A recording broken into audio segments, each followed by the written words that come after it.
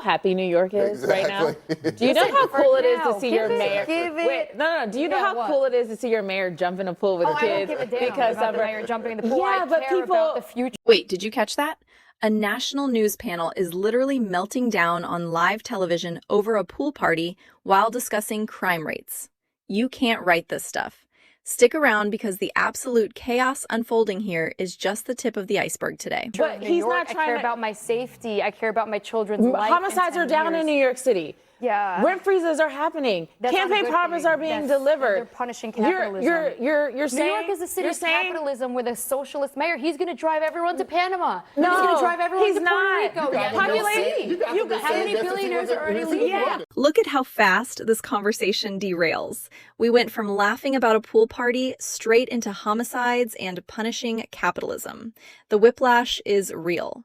You can clearly see the divide playing out right on the desk. One side is trying to keep it light and focus on optics, while the other is absolutely hammering home the grim realities of urban decay and crime rates. It's a perfect microcosm of where the political discourse is right now. When people are worried about their safety and their children's futures, talking about political stunts just falls completely flat. The frustration is palpable. They are literally shouting over each other because the stakes on the ground in these cities feel so incredibly high right now.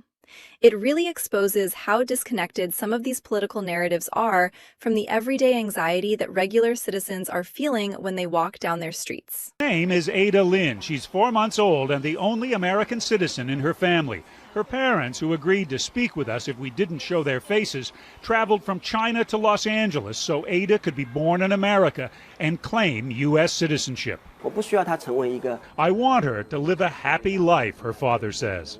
The family is back in China now. They're among thousands of Chinese who become so-called birth tourists, staying in maternity hotels near Los Angeles. Okay, look closely at how this whole operation works. They fly all the way from across the world just to secure that golden ticket, an American passport for their newborn.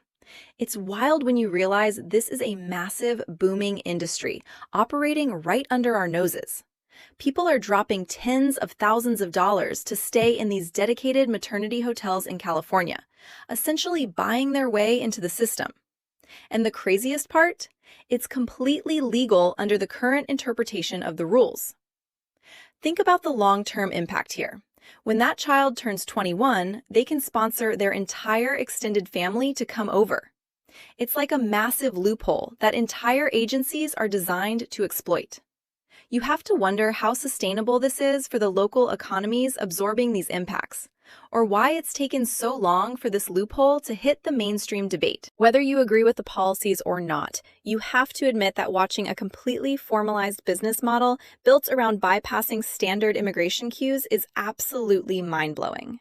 Let me know what you guys think down in the comments. Should this loophole be closed, or is it fair game? I want to know is that when you freeze rent, what else have you frozen? Have you frozen the price of equipment? Have you frozen maintenance? Have you frozen those things?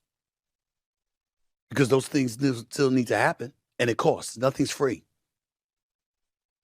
And if you're talking about taxing, and more taxing, excuse me, you're going to run businesses out of New York City, and then ultimately, where's the money? Hold on. Listen to the absolute frustration in his voice here. He is hitting the nail right on the head regarding the reality of these rent control policies. It's so easy for politicians to stand at a podium and declare rent freezes to win some quick points. But look at the actual economics he's breaking down. Have they frozen the cost of the raw materials? No. Have they frozen the cost of the plumbers, the electricians, or the property taxes? Absolutely not. When you cap the revenue but let all the operating expenses skyrocket, the math just doesn't work. It's basic economics. The buildings will inevitably fall into disrepair because landlords literally cannot afford the upkeep, and then everyone loses, especially the tenants who end up living in unsafe, decaying buildings. It's fascinating watching someone usually known for sports commentary completely dismantle this local political strategy with sheer common sense. It really highlights the disconnect between policymakers in their comfortable offices and the everyday realities of running a business or managing a property in a major metropolitan area. I can tell you, I think the Supreme Court blew it when it comes to birthright citizenship. President Trump and his administration were exactly right when looking at the causation of illegal immigration, to look at the incentives, which include entitlements and birthright citizenship. I think to ignore those would ignore solving the problem, ultimately, of what caused this mass illegal immigration into the United States. The American people lost today. And the reason why they lost today is because our national security was ignored. The current threat landscape was ignored by the Supreme Court, and the burden to the American taxpayer was ignored based on entitlements. Check out this intense breakdown of the Supreme Court's latest move. He is not holding back at all. The argument here is that by ignoring the incentives driving mass migration, the court is essentially putting blinders on. When you have an environment that guarantees certain entitlements, like birthright citizenship, it acts as a massive magnet. It's fascinating to hear a former Homeland Security advisor lay it out so bluntly. He's arguing that the American taxpayer is the one left holding the bag, while national security concerns are just brushed under the rug. This is exactly why these debates get so heated. It's not just abstract legal theory. It translates into real-world financial burdens on local communities and structural challenges for border enforcement. You can really feel the frustration bubbling over. The tension between upholding constitutional interpretations and managing the practical, on-the-ground reality of border security is reaching a boiling point. It makes you wonder what the breaking point is for these border states that are bearing the brunt of these policies every single day. His separate dissent, he said the court's interpretation also has national security implications. Suppose that a person's only connection to this country is that he was born here to a mother who was present just long enough to give birth and then quickly return to her native country. Suppose that country is a strategic adversary or enemy of the United States. Suppose the child never visited the United States while growing up and was inculcated with hatred of this country. According to this court now, that person is a citizen of the United States. He can enter and leave the country as he pleases. He can travel the world on a United States passport.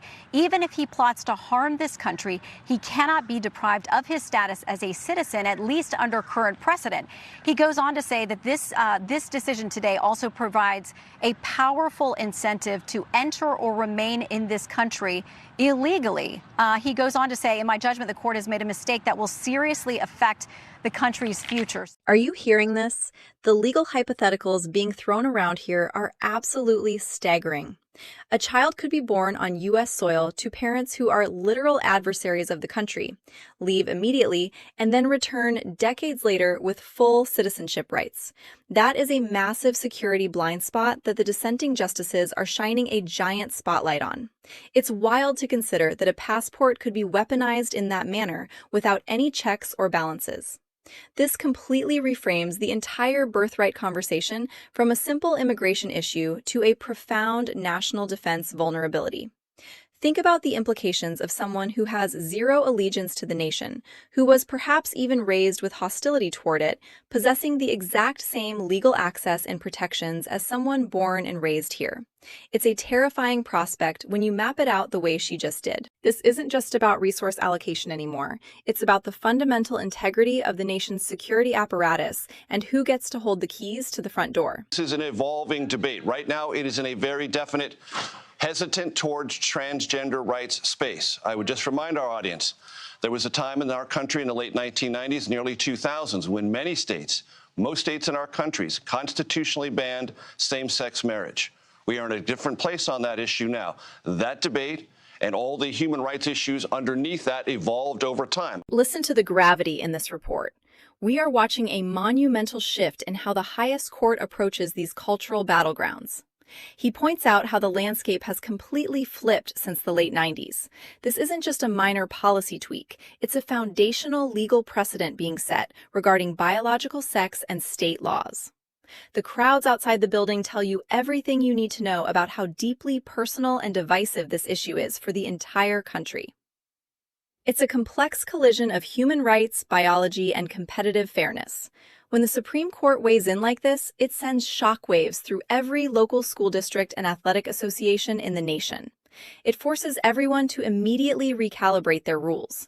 The speed at which these cultural issues are escalating to the highest levels of our judicial system is unprecedented. It really shows how our legal frameworks are struggling to keep pace with these rapidly evolving societal debates.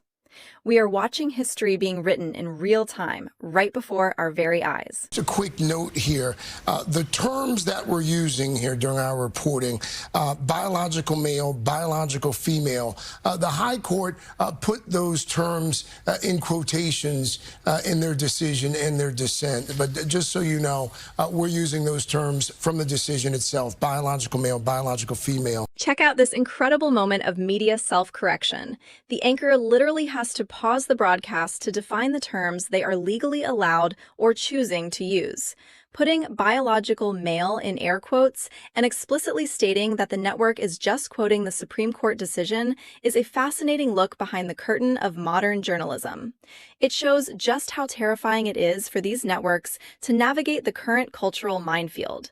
They are so worried about backlash that they have to issue a disclaimer just for reading the official text of a high court ruling. It really highlights how language itself has become the primary battleground in these culture wars. You have to wonder how the average viewer processes this level of linguistic gymnastics during a standard news report.